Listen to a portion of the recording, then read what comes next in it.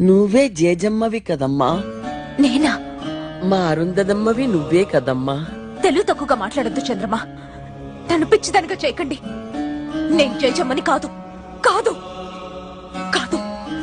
నువ్వు జేజమ్మవు కాకపోతే నీ మీద అడిగే కక్ష ఎందుకు? ఎందుకు? అదే ఎందుకు? నువ్వే జేజమ్మవి కాబట్టి. కాదు, అబద్ధం. వాడిని నాశనం చేయగలనని జేజమ్మని నమ్మితే అది ఎలాగో తనకి తెలిసే ఉంటుంది. మళ్ళీ పుట్టిన ఈ జేజమ్మకే అది తెలియాలి. జేజమ్మ చెప్పు. నేను జేజమ్మని కాదంటే వినిపించుకోరే. నా చుట్టూ ఈ కట్టు కదలేంటి? నీ చుట్టూ రగులుతున్న ఈ వినాశనం అబద్ధమా?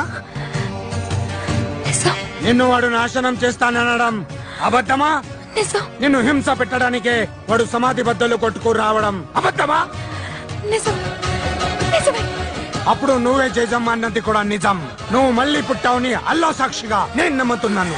అది నిజం కాదు. అవును. కానే కాదు. ఏ సచ్చే? కాదు. ఏ సచ్చే? కాదు.